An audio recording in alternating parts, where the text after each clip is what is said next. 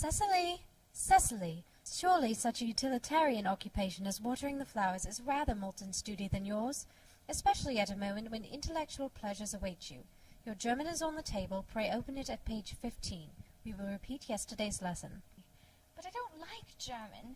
It isn't at all a becoming language, and I know perfectly well that I look quite plain after my German lesson. Child, you know how anxious your guardian is that you should improve yourself in every way. He laid particular stress on your German as he was leaving for town yesterday. Indeed, he always lays stress on your German when he is leaving for town. Oh, dear Uncle Jack is so very serious, and sometimes he is so serious that I think he cannot be quite well. Your guardian enjoys the best of health, and his gravity of demeanour is especially to be commended in one so comparatively young as he is.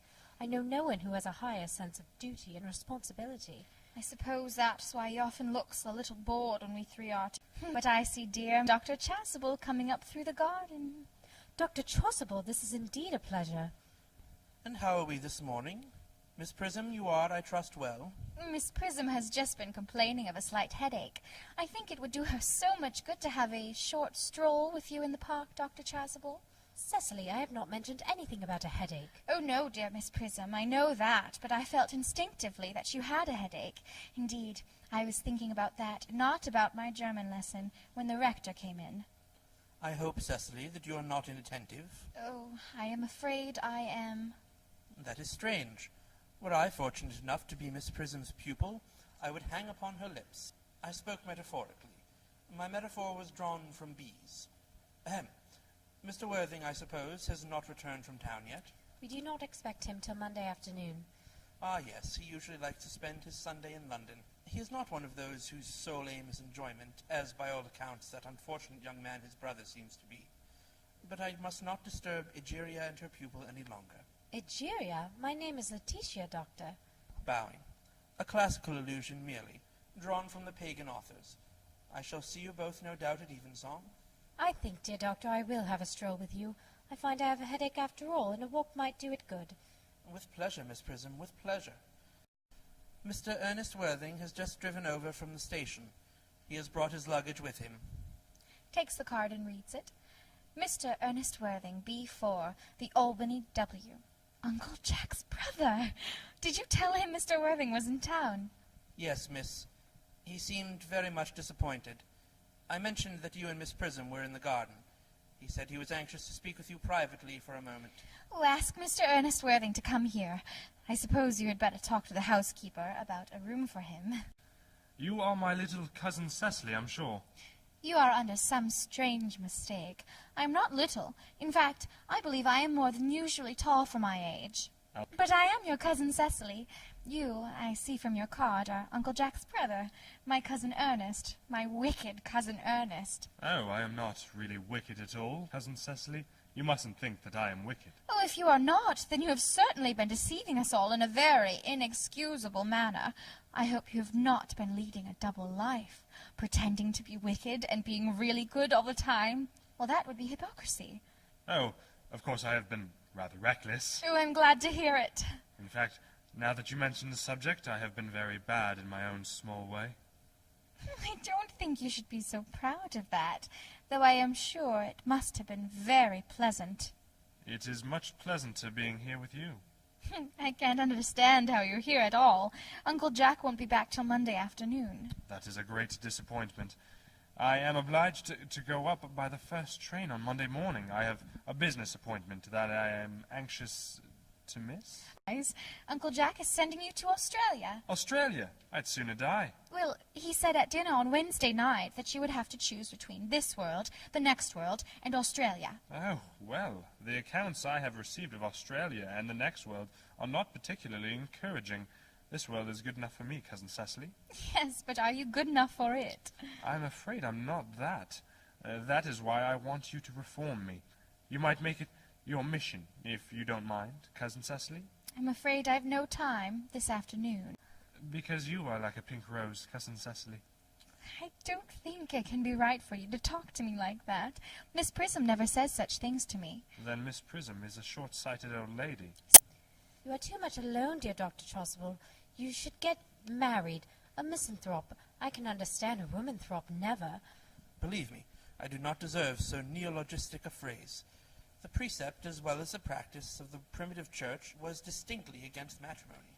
That is obviously the reason why the primitive church has not lasted up to the present day, and you do not seem to realize, dear doctor, that by persistently remaining single, a man converts himself into a permanent public temptation. Men should be more careful.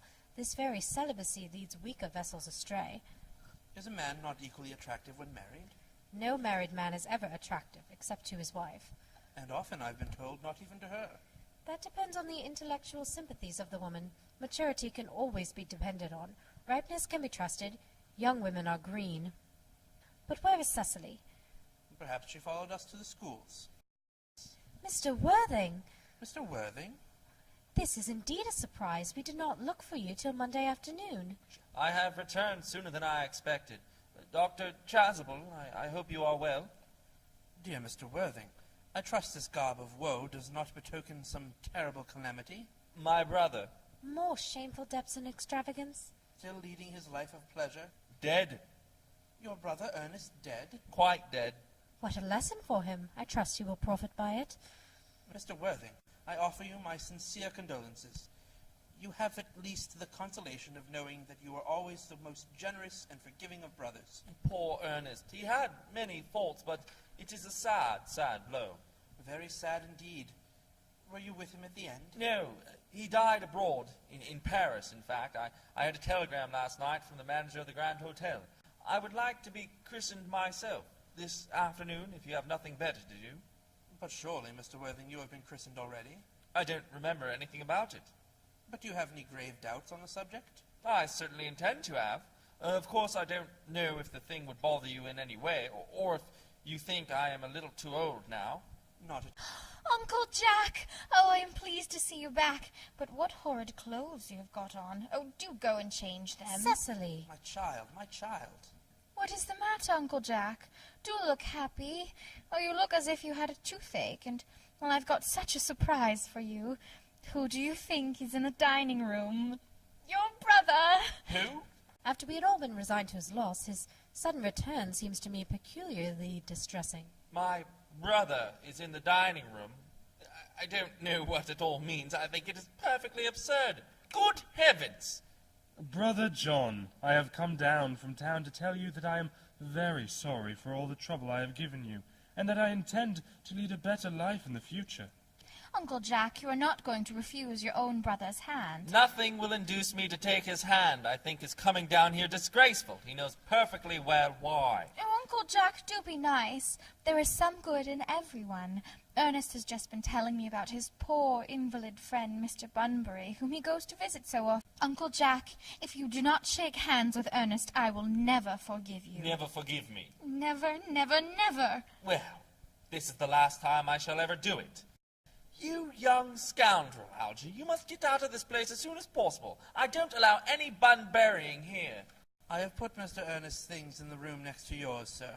I suppose that is all right? What? Mr. Ernest's luggage, sir. I have unpacked it and put it in the room next to your own. His luggage? Yes, sir.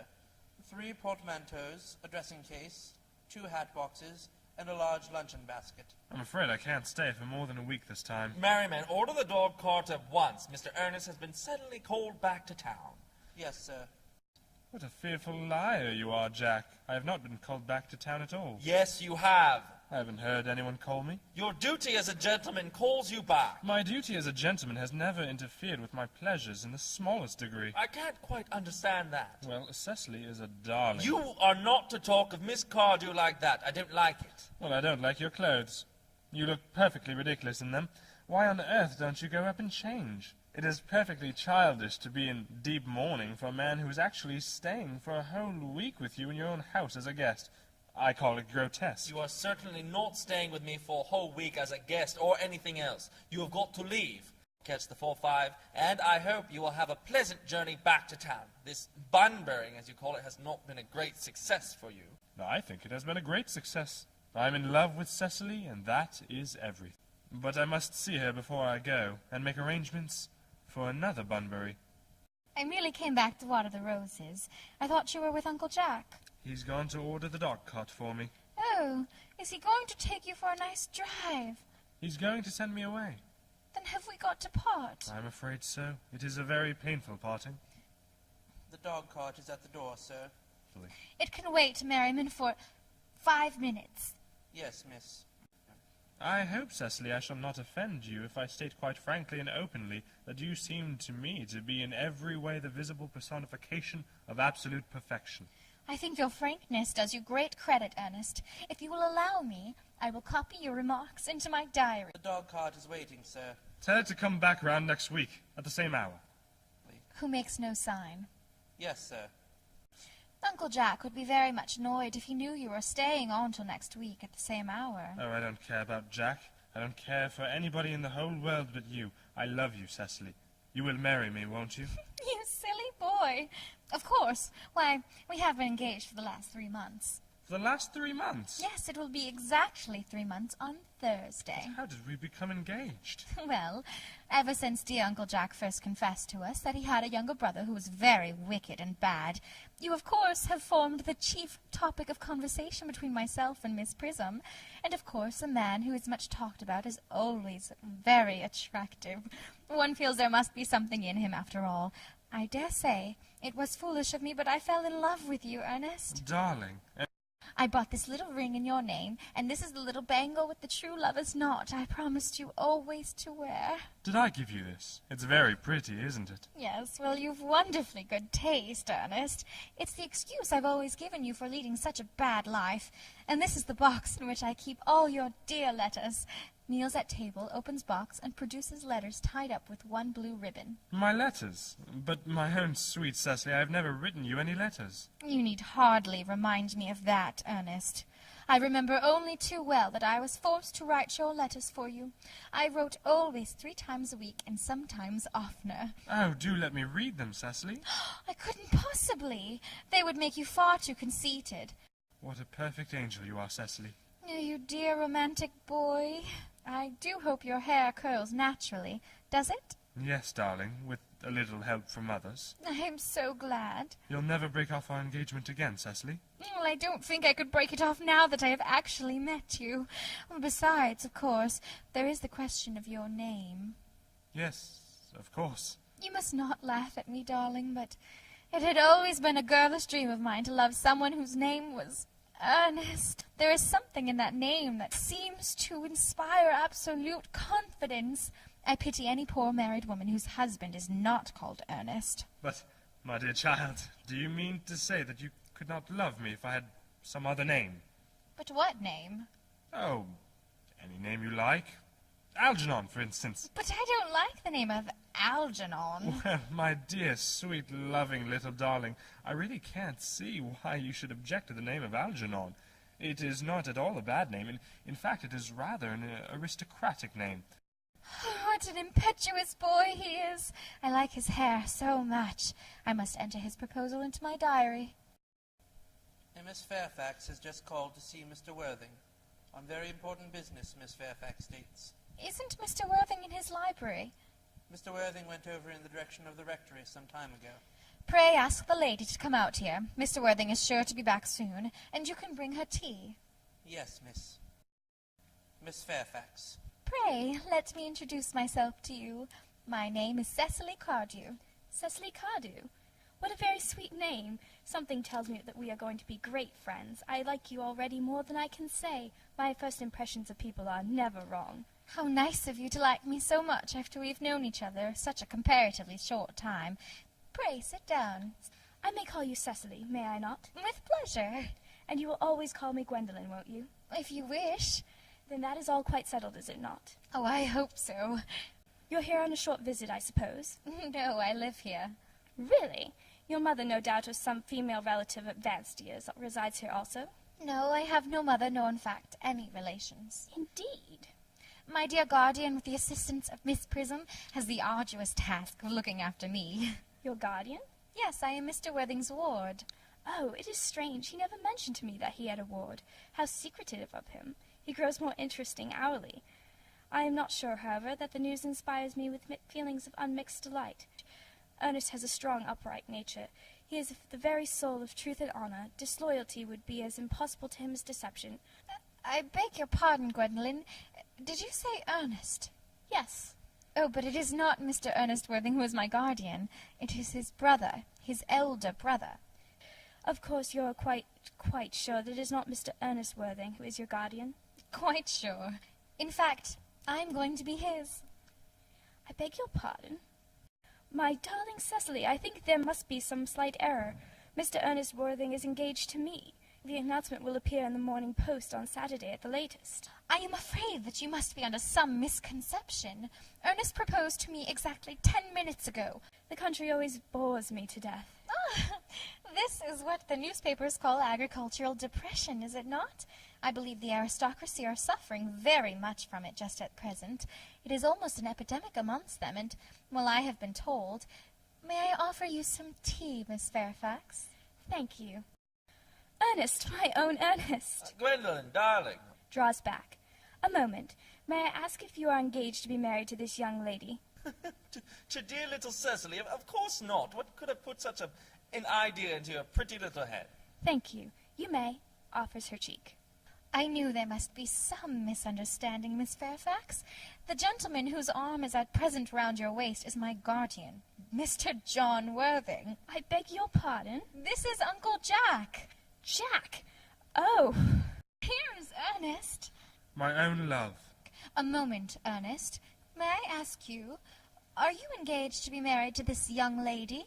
Looking round. To what young lady? Good heavens, Gwendolen! Yes, to good heavens, Gwendolen. I mean, to Gwendolen. Of course not. What could have put such an idea into your pretty little head? Oh, thank you. I felt there was some slight error, Miss Cardew. The gentleman who is now embracing you is my cousin, Mr. Algernon Moncrief. Algernon Moncrief! Oh, are you called Algernon? I cannot deny it. Oh, Is your name really John? I could deny it if I liked. I could deny anything if I liked. But my name certainly is John. It's been John for years. a gross deception has been practiced on both of us. My poor wounded Cecily. My sweet wronged Gwendolen. You will call me sister, will you not? There's just one question I would like to be permitted to put to you. Where is your brother Ernest? We are both engaged to be married to your brother Ernest, so it is a matter of some importance to us to know where your brother Ernest is at present. Gwendolen, Cecily, it is very painful for me to be forced to speak the truth. It is the first time in my life that I have ever been reduced to such a painful position, and I am really quite inexperienced in doing anything of the kind. However, I will tell you quite frankly that I have no brother Ernest. I have no brother at all. I never had a brother in my life, and I certainly have not the smallest intention of ever having one in the future. I'm afraid it is quite clear, Cecily, that neither of us is engaged to be married to anyone. Let us go into the house. They will hardly venture to come after us. This ghastly state of things is what you call bun-burying, I suppose. Yes, and a perfectly wonderful bunbury it is. The most wonderful bunbury I ever had in my life. Well, you've no right whatsoever to bun-bury here. That is absurd. One has a right to bunbury anywhere one chooses. I must say that your taking in a sweet, simple, innocent girl like that is quite inexcusable, to say nothing of the fact that she is my ward. I can see no possible defense at all for your deceiving a brilliant, clever, thoroughly experienced young lady like Miss Fairfax, to say nothing of the fact that she is my cousin. I wanted to be engaged to Gwendolen, that is all. I love her. Well, I simply wanted to be engaged to Cecily. I adore her. There is certainly no chance of your marrying Miss Cardew. I don't think there is much likelihood, Jack, of you and Miss Fairfax being united. How can you sit there calmly eating muffins when we are in this horrible trouble? I can't make out. You seem to be perfectly heartless. Well, I can't eat muffins in an agitated manner. The butter would probably get on my cuffs. One should always eat muffins quite calmly. It is the only way to eat them. I say it's perfectly heartless you're eating muffins at all, under the circumstances. When I am in trouble, eating is the only thing that consoles me. Indeed, when I am in really great trouble, as anyone who knows me intimately will tell you, I refuse everything except food and drink. At the present moment, I am eating muffins because I am unhappy. Besides, I am particularly fond of muffins. Well, that is no reason why you should eat them all in that greedy manner. I wish you would have tea cake instead. I don't like tea cake. Good heavens, I suppose a man may eat his own muffins in his own garden. But you have just said it was perfectly heartless to eat muffins. I said it was perfectly heartless of you, under the circumstances. That is a very different thing. That may be, but the muffins are the same.